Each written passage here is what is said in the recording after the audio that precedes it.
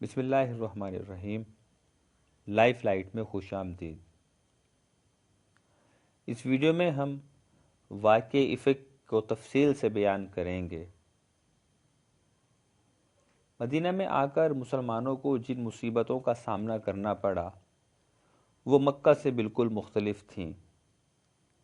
مدینہ میں منافقوں کا ایک گروہ پیدا ہو گیا تھا جو ہمیشہ اسلام کے خلاف سازشوں میں مصروف رہتا تھا۔ انسان کے لیے سب سے بڑی چیز آبرو ہے اور اس پر حملہ بڑے کمینے دشمن کا کام ہے، لیکن یہاں اسلام کو جیسے مخلص وفا شعار اور محبت کرنے والے دوست ملے تھے، اسی قسم کے نفاق پرور عداوت پیشہ اور غدار دشمن بھی ہاتھ آئے تھے۔ اس قسم کے غلط اور خلاف آبرو واقعات کی تشہیر اور باہمی خانہ جنگی کے اسباب کی فراہمی ان کا سب سے بڑا ہتھیار تھا۔ اگر خدا نہ خواستہ توفیق الہی شامل حال نہ ہوتی تو ان کی خانہ بر انداز کوششیں پہلے ہی کئی بار صحابہ کے درمیان تفریق بلکہ خون ریزی میں کامیاب ہو چکی ہوتیں۔ ان کوششوں کی سب سے ذلیل مثال افق یعنی حضرت عائشہ رضی اللہ تعالی عنہ پر تہمت لگانے کا واقعہ ہے۔ معلوم ہے کہ اس منافق گروہ کے سب سے بڑے دشمن حضرت ابوبکر رضی اللہ تعالی عنہ اور حضرت عمر رضی اللہ تعالی عنہ تھے۔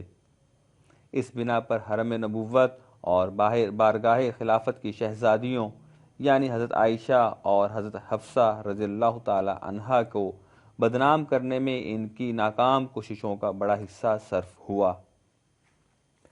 نجد کے قریب مریسہ نام بنی مستلق کا ایک چشمہ تھا۔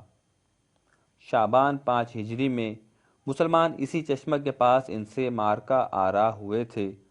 چونکہ یہ معلوم تھا کہ یہاں کوئی خونریز جنگ نہیں ہوگی، اس لیے منافقوں کی ایک بہت بڑی تعداد فوج میں شریک ہو گئی تھی۔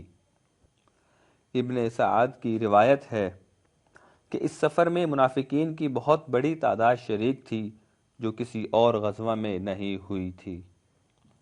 ہم گزشتہ ویڈیوز میں یہ بات بتا چکے ہیں کہ حضرت صلی اللہ علیہ وآلہ وسلم جب کسی سفر میں جاتے تو ازواج مطہرات میں سے جن کے نام پر قرہ پڑتا وہ معیت کے شرف سے ممتاز ہوتیں۔ اسی طریقہ سے اس سفر میں حضرت عائشہ رضی اللہ تعالی عنہا ہم رکابی میں تھیں۔ چلتے وقت اپنی بہن اسما کا ایک ہار عاریتاً پہننے کو مانگ لیا تھا، وہ ان کے گلے میں تھا۔ ہار کی لڑیاں اتنی کمزور تھیں کہ ٹوٹ جاتی تھیں۔ اس وقت حضرت عائشہ رضی اللہ تعالی عنہا کی عمر 14 برس کی تھی۔ یہ عورت کا وہ زمانہ ہے جس میں ان کے نزدیک معمولی سا زیور بھی وہ گراں قیمت سامان ہے جس کے شوق میں ہر زحمت گوارا کر لی جاتی ہے۔ سفر میں حضرت عائشہ رضی اللہ تعالی عنہا اپنے محمل پر سوار ہوتیں، ساربان محمل اٹھا کر اونٹ پر رکھ دیتے تھے اور چل کھڑے ہوتے تھے۔ اس وقت کمسنی اور اچھی غذا نہ ملنے کے باعث اس قدر دبلی پتلی اور ہلکی پھلکی تھیں کہ محمل اٹھانے میں ساربانوں کو مطلق محسوس نہیں ہوتا تھا کہ اس میں کوئی سوار بھی ہے یا نہیں۔ سفر سے واپسی میں کئی بار منافقین نے شرارتیں کیں۔ ایک دفعہ قریب تھا کہ مہاجرین اور انصار تلواریں کھینچ کر باہم کٹ مریں۔ آخر مشکل سے معاملہ رفع دفع کیا گیا۔ ان شریروں نے انصار کو سمجھایا کہ وہ اسلام کی مالی خدمت چھوڑ دیں۔ عبداللہ بن ابی نے جو ان کا رئیس تھا برملا کہا کہ اگر ہم مدینہ واپس پہنچے تو معززین ان ذلیل لوگوں کو مدینہ سے نکال دیں گے۔ حضرت صلی اللہ علیہ وآلہ وسلم نے انصار کو جمع کر کے اس واقعہ کی اطلاع دی تو گو وہ اس جرم میں شریک نہ تھے، تاہم ان کو ندامت ہوئی اور عبداللہ بن ابی کی طرف سے ایک عام نفرت پیدا ہو گئی۔ خود اس کے بیٹے نے جب یہ سنا تو باپ کے گھوڑے کی لگام پکڑ لی اور کہا، جب تک تم یہ اقرار نہ کر لو کہ تم ذلیل ہو اور معزز محمد ہیں صلی اللہ علیہ وآلہ وسلم، میں تم کو نہیں چھوڑوں گا۔ ایک جگہ رات کو قافلہ نے پڑاؤ کیا۔ پچھلے پہر وہ پھر روانگی کو تیار تھا۔ حضرت عائشہ قضائے حاجت کے لیے قافلہ سے ذرا دور نکل کر باہر آڑ میں چلی گئیں۔ فارغ ہو کر جب لوٹیں تو اتفاق سے گلے پر ہاتھ پڑ گیا، دیکھا تو ہار نہ تھا، ایک تو کمسنی اور پھر مانگے کی چیز۔ گھبرا کر وہیں ڈھونڈنے لگی۔ سفر کی ناتجربہ کاری کی بنا پر ان کو یقین تھا کہ قافلہ کی روانگی سے پہلے ہی ہار ڈھونڈ کر واپس آ جائیں گی۔ اس بنا پر نہ کسی کو واقعہ کی اطلاع دی اور نہ آدمیوں کو اپنے انتظام دے کر گئیں۔ ساربان حسب دستور محمل کو اونٹ پر رکھ کر قافلہ کے ساتھ روانہ ہو گئے۔ تھوڑی دیر کی تلاش میں ہار مل گیا۔ ادھر قافلہ چل چکا تھا، پڑاؤ پر آئیں تو یہاں سناٹا تھا۔ مجبوراً چادر اوڑھ کر وہیں پڑی رہیں کہ جب لوگ محمل میں نہ پائیں گے تو خود لینے آئیں گے۔ صفوان رضی اللہ تعالی عنہ بن معطل ایک صحابی تھے جو ساکا یعنی ریر گاڑو یعنی چھوٹے چھوٹے سپاہیوں اور فوج کی گری پڑی چیزوں کے انتظام کے لیے لشکر کے پیچھے پیچھے چلتے تھے۔ صبح کو جب وہ پڑاؤ پر آئے تو دور سے سواد نظر آیا۔ حکم حجاب سے پہلے جو اسی سال نازل ہو چکا تھا، انہوں نے حضرت عائشہ کو دیکھا تھا، دیکھتے ہی پہچان لیا، پاس آ کر انا للہ پڑھا۔ آواز سن کر حضرت عائشہ سوتے سے چونک پڑی۔ صفوان نے اپنا اونٹ بٹھایا اور ان کو سوار کر کے اگلی منزل کا راستہ لیا۔ قافلہ نے دوپہر کے وقت پڑاؤ کیا ہی تھا کہ محمل سامنے نظر آیا۔ صفوان کے ہاتھ میں اونٹ کی مہار تھی اور حضرت عائشہ محمل میں سوار تھی۔ یہ نہایت معمولی واقعہ تھا اور اکثر سفر میں پیش آتا ہے۔ آج کل ریل کے زمانے میں بھی اس قسم کے واقعات کثرت سے پیش آتے ہیں۔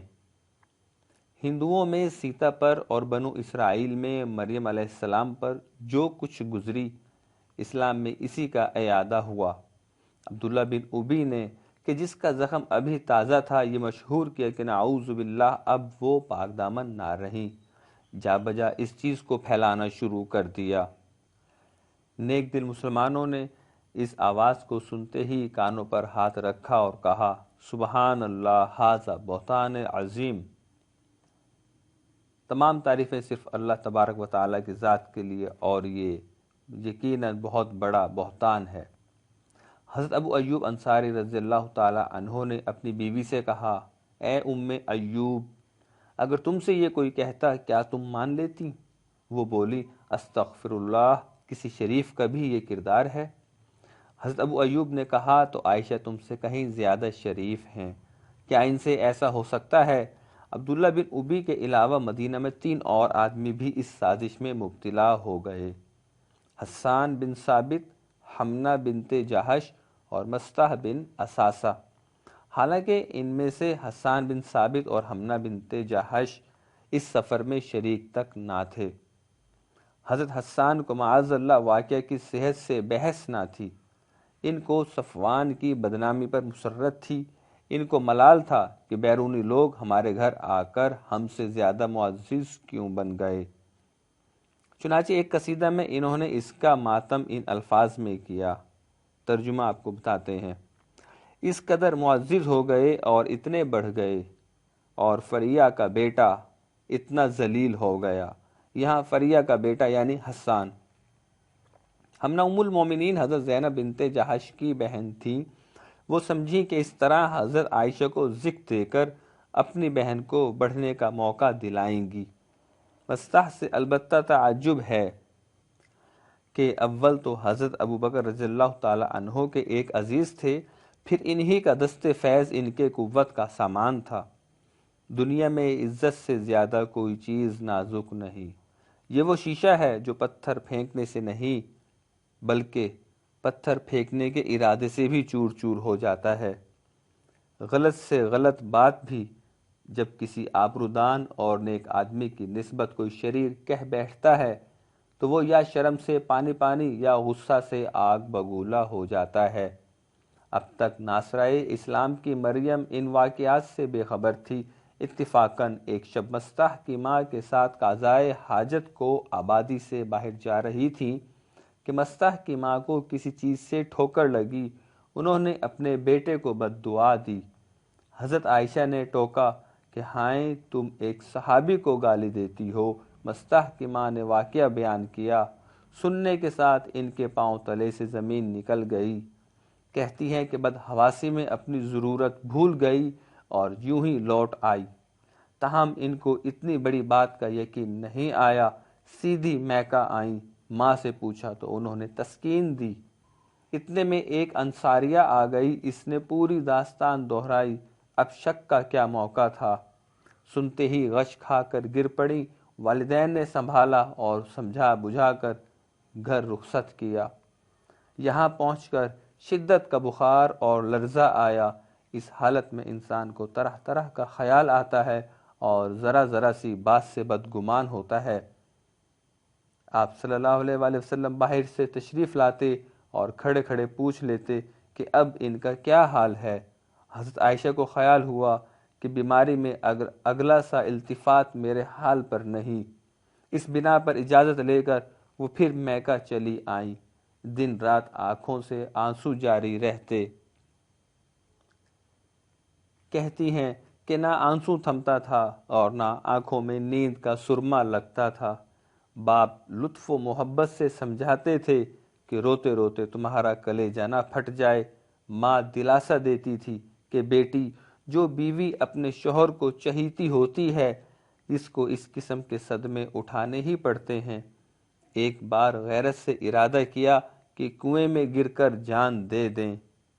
صفوان کو حضرت حسان کی اس ہج و گوئی کا حال معلوم ہوا تو انہوں نے قسم کھائی کہ خدا کی قسم اب تک میں نے کسی عورت کو چھوا بھی نہیں ہے، اور غصہ سے تلوار ہاتھ میں لے کر حضرت حسان کی تلاش میں نکلے اور یہ شعر پڑھ کر تلوار کا وار کیا: لو مجھ سے تلوار کی یہ دھار، میں نوجوان ہوں، جب میری ہجو ہو میں شاعر نہیں۔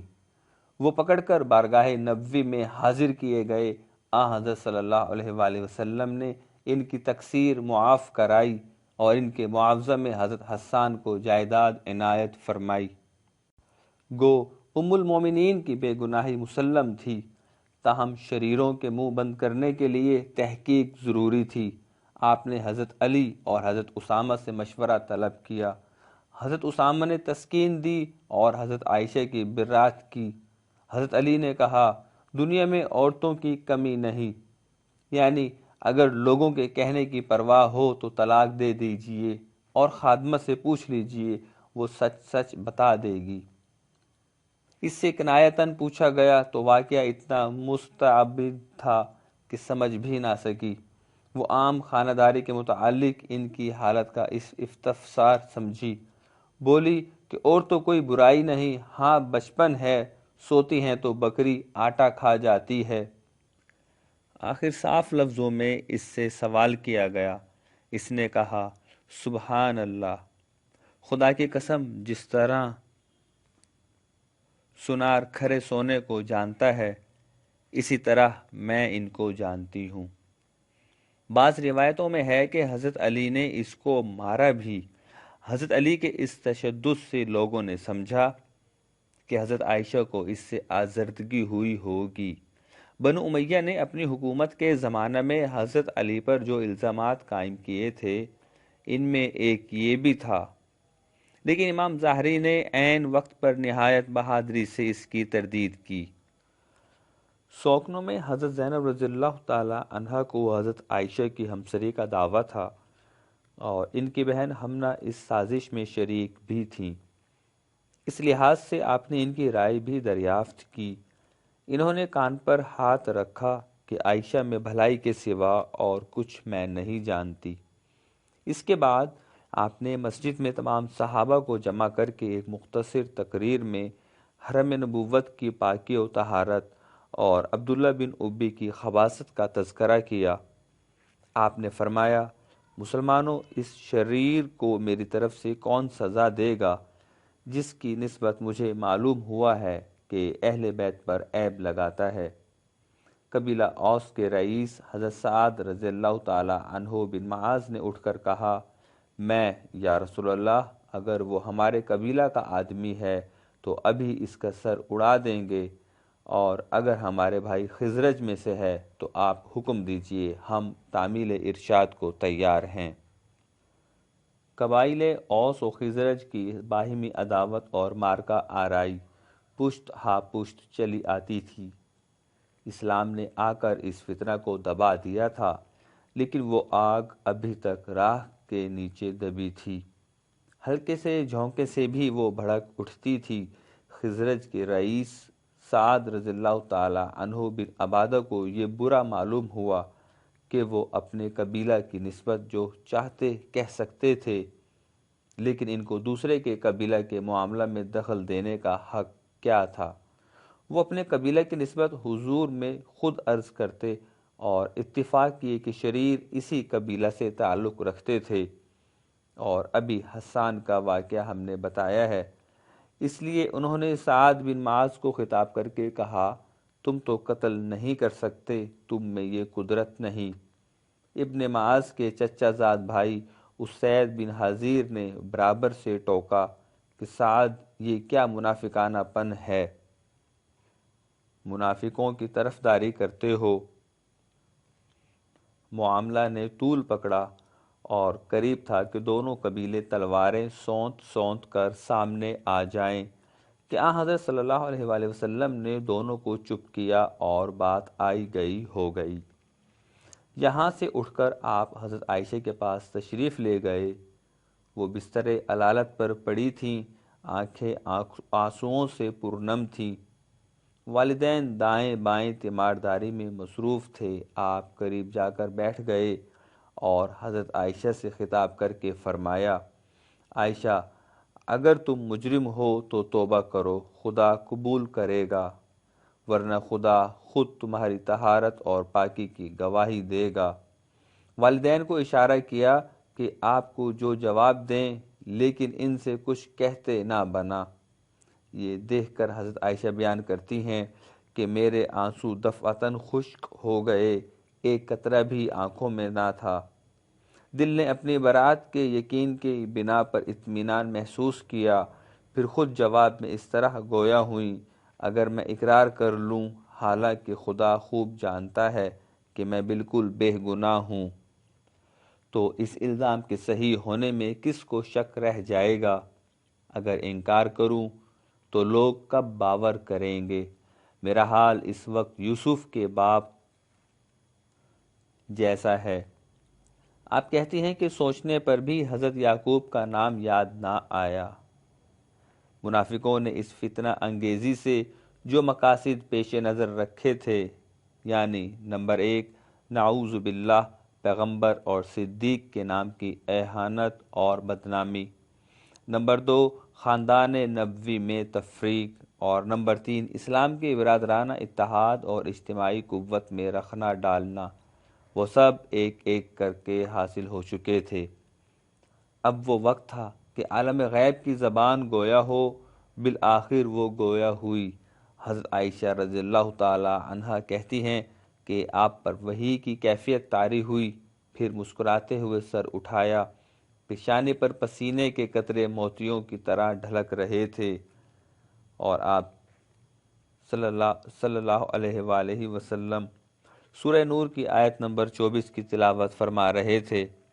ترجمہ: جن لوگوں نے یہ افترا باندھا ہے وہ تم ہی میں سے کچھ لوگ ہیں، تم اس کو برا نہ سمجھو، بلکہ اس میں تمہاری بہتری تھی کہ مومنین اور منافقین کی تمیز ہو گئی۔ ہر شخص کو حصہ کے مطابق گناہ، اور جس کا اس میں بڑا حصہ تھا اس کو بڑا عذاب ہوگا۔ جب تم نے یہ سنا تو مومن مردوں اور مومن عورتوں نے اپنے بھائی اور بہنوں کی نسبت نیک گمان کیوں نہیں کیا، اور کیوں نہیں کہا کہ یہ صریح تہمت ہے، اور کیوں نہیں ان افترا پردازوں نے 4 گواہ پیش کیے، اور جب گواہ پیش نہیں کیے تو خدا کے نزدیک جھوٹے ٹھہرے۔ اگر خدا کی عنایت و مہربانی دین و دنیا میں تمہارے شامل حال نہ ہوتی تو جو افواہ تم نے اڑائی تھی اس پر تم کو سخت عذاب پہنچتا۔ جب تم اپنی زبان سے اس کو پھیلا رہے تھے اور منہ سے وہ بات نکال رہے تھے جس کا تم کو علم نہ تھا، اور تم اس کو ایک معمولی بات سمجھ رہے تھے، حالانکہ خدا کے نزدیک وہ بڑی بات تھی۔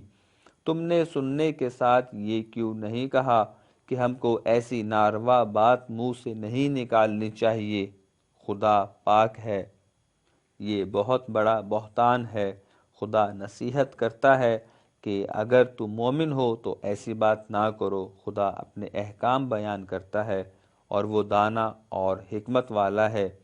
جو لوگ یہ چاہتے ہیں کہ مسلمانوں میں برائی پھیلے، ان کے لیے دین و دنیا دونوں میں بڑی دردناک عذاب ہے۔ خدا سب جانتا ہے اور تم کچھ نہیں جانتے۔ مالک عرش عظیم سورہ نور کی آیت نمبر 3 میں ارشاد فرماتا ہے، جو لوگ بھولی بھالی پاک دامن بیویوں پر تہمت رکھتے ہیں وہ دنیا اور عقبہ دونوں میں ملعون ہوں گے اور ان کو بڑا عذاب ہوگا اس دن جب خود ان کی زبانیں، ان کے ہاتھ پاؤں ان کے کرتوتوں پر گواہی دیں گے۔ ماں نے کہا، لو بیٹی اٹھو اور شوہر کے قدم لو۔ حضرت عائشہ نے نسوانی غرور و ناز کے ساتھ جواب دیا، میں صرف اپنے خدا کی شکر گزار ہوں، کسی اور کی ممنون نہیں۔ اس کے بعد قانون ازالہ حیثیت کے مطابق 3 مجرموں کو 80 کوڑے کی سزا دی گئی۔ جب حضرت حسان نے اپنے جرم کے کفارے میں حضرت عائشہ کی منقبت میں چند شعر کہے جو ابن اسحاق کی روایت سے اس کی سیرت میں منقول ہیں، بخاری میں اس قدر ہے کہ حضرت حسان نے اپنے چند شعر حضرت عائشہ کو سنائے، جن میں سے ایک یہ تھا، پاک دامن ہے، باوقار ہے، مشتبہ نہیں ہے، بھولی بھالی عورتوں کے بدن کا گوشت نہیں کھاتی۔ حضرت عائشہ نے یہ شعر سن کر کہا، یہ سچ ہے مگر تم ایسے نہیں ہو۔ یہ اشارہ ان کے واقعے تہمت میں شرکت کی طرف تھا۔